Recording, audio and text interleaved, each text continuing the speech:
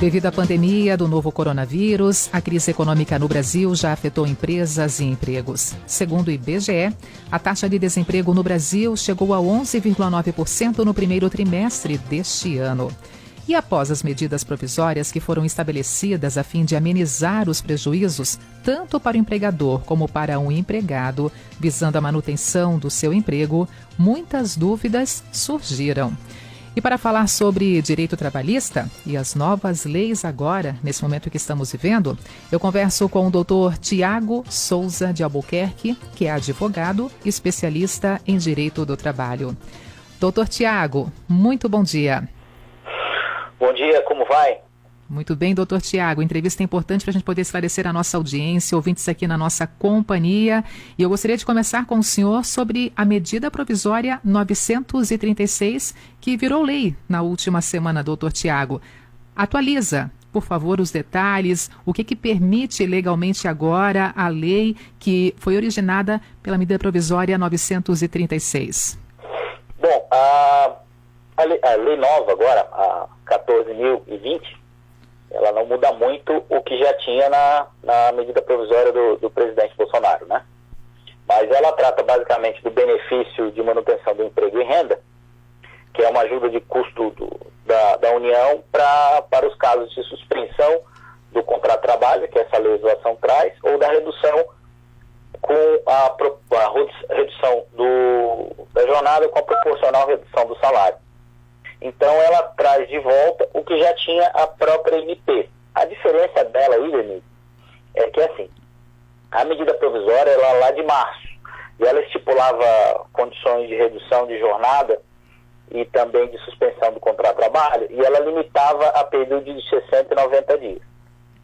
Só que a gente já está já passou esse período todo. Então, a legislação, ela veio muito... ela precisa ser prorrogada, vamos dizer assim, né?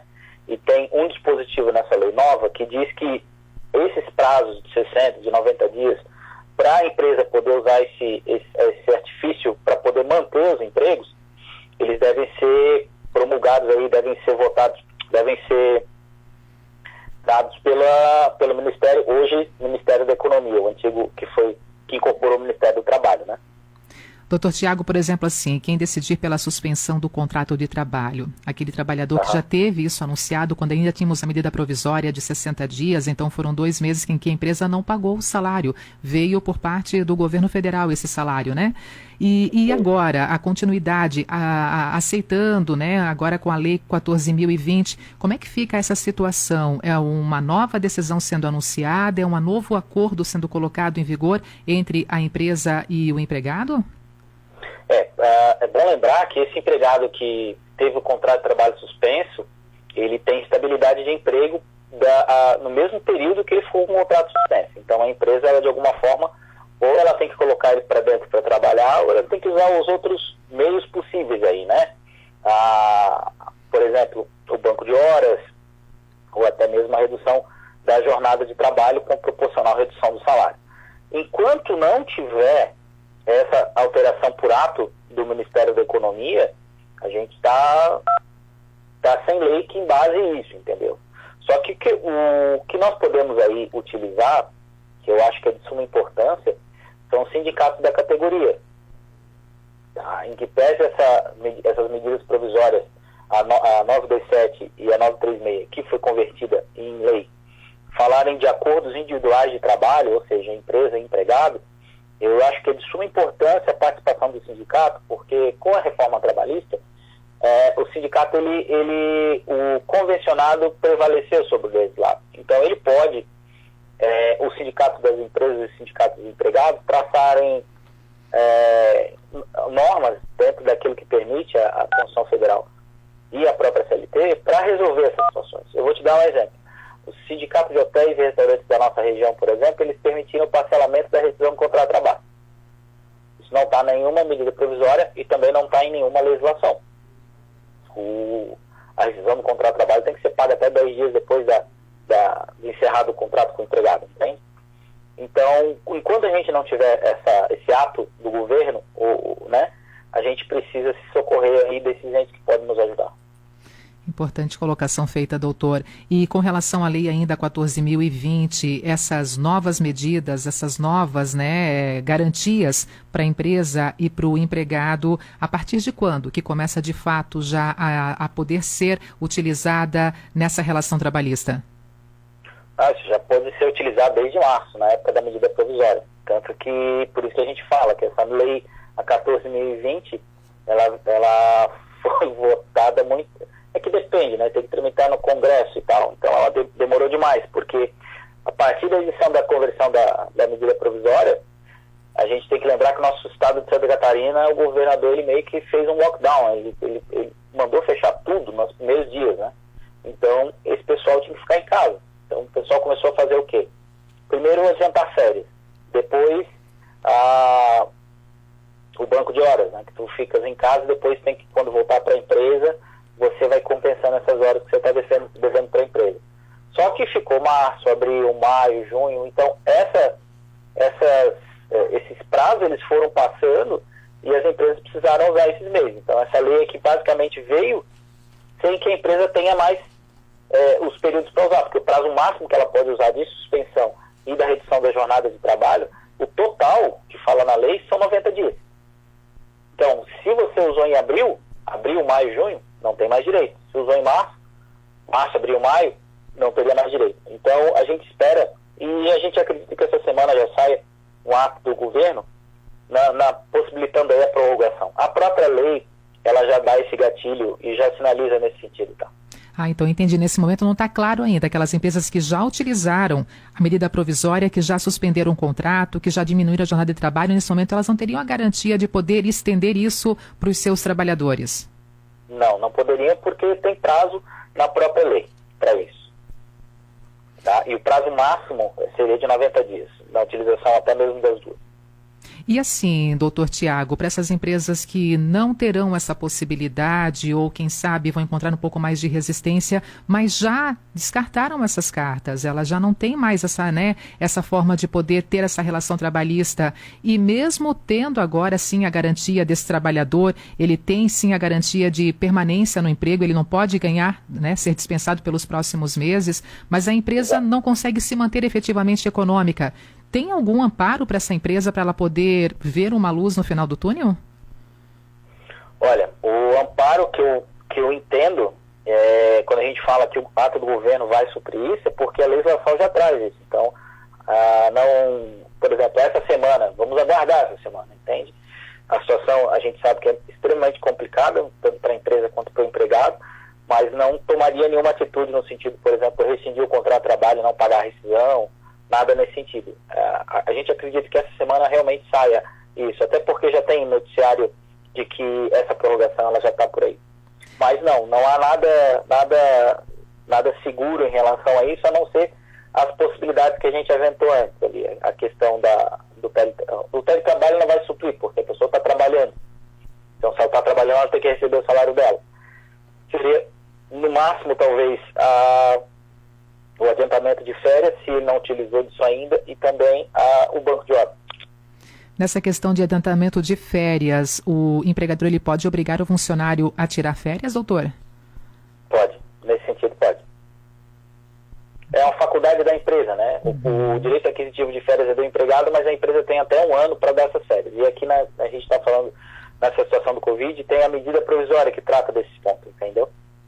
E os profissionais não faria sentido, por exemplo, você fechar todo um galpão de uma fábrica e um empregado diz, olha, eu vou trabalhar. Não teria como. Não tem como. Tem que ser flexível numa hora como essa, né, doutor Tiago? Infelizmente. Impacta todos, né?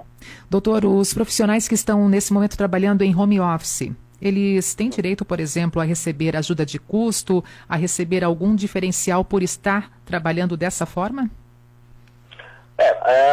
Aí tem uma discussão interessante, porque da mesma forma que a pessoa ela está usando a casa dela, talvez o ar-condicionado, a energia e etc e tal, ela também não tem deslocamento casa-trabalho, não tem gasto com alimentação quando não é fornecido e tal.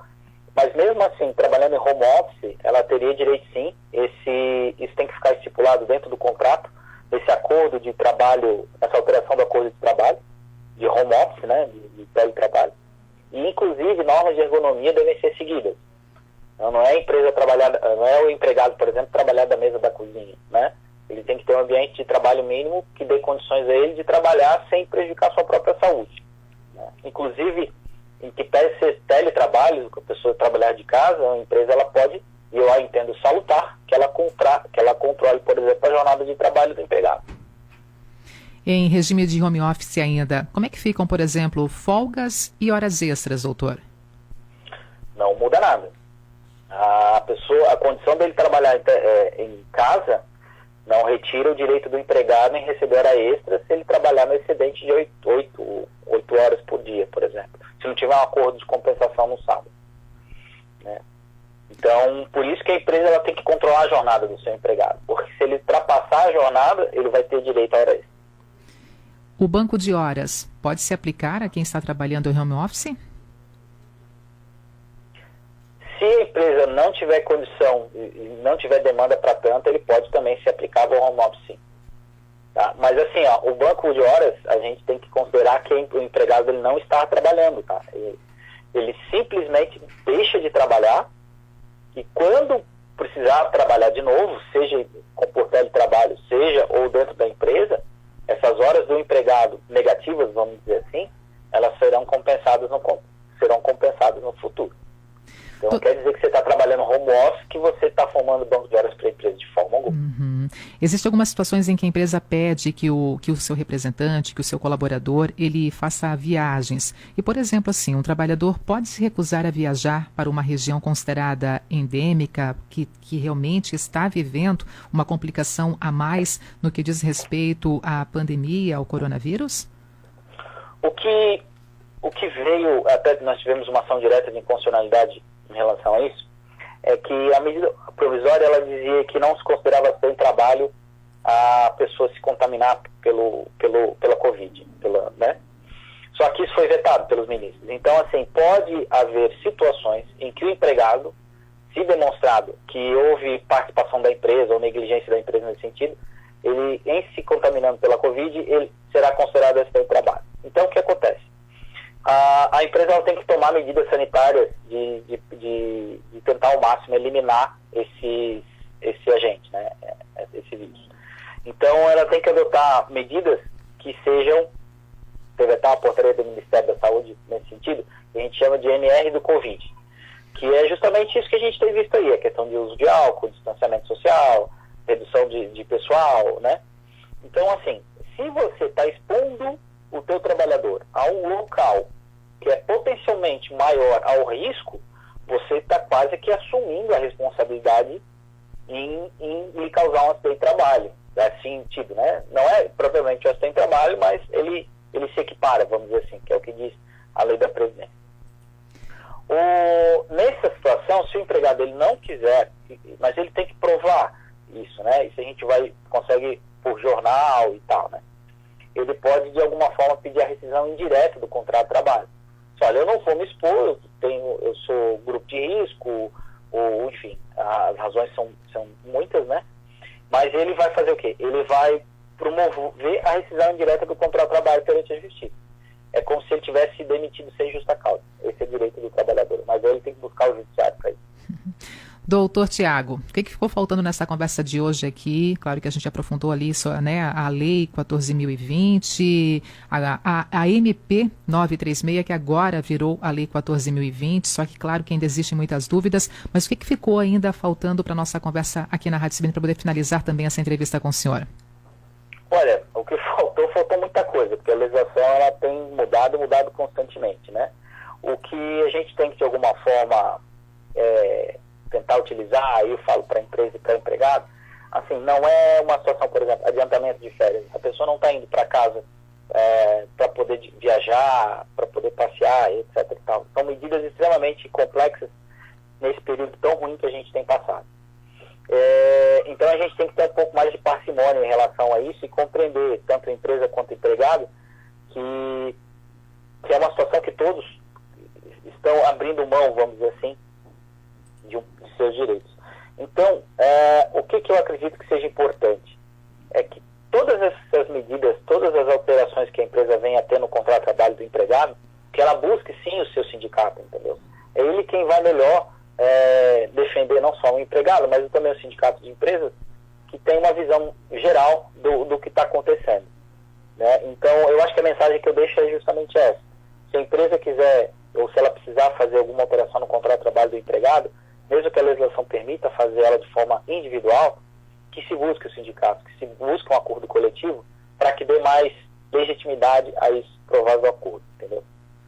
Doutor Tiago, tinha uma pergunta do nosso ouvinte aqui, o José Fernando, do bairro Garcia, e ele pede esclarecimento sobre a questão do atestado médico. Por exemplo, agora em meio à pandemia, quando se confirma, né, o caso positivo para coronavírus, aqui em Blumenau se dá 14 dias de atestado médico para ficar cumprindo o isolamento em casa.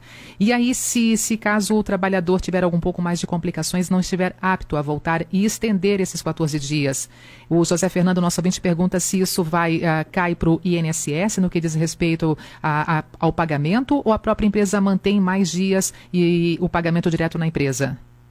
Não. É justamente por isso que os médicos têm dado 14 dias, para não encaminhar o trabalhador pelo INSS. A gente sabe que essa medida é preventiva, né? Não quer dizer que a pessoa, às vezes, ela precisa ficar isolada, etc. e tal. Então, esses dias aí, esses 14 dias, estão nesse sentido, para a empresa acabar tendo que pagar os 14 dias sem precisar encaminhar o trabalhador para o INSS.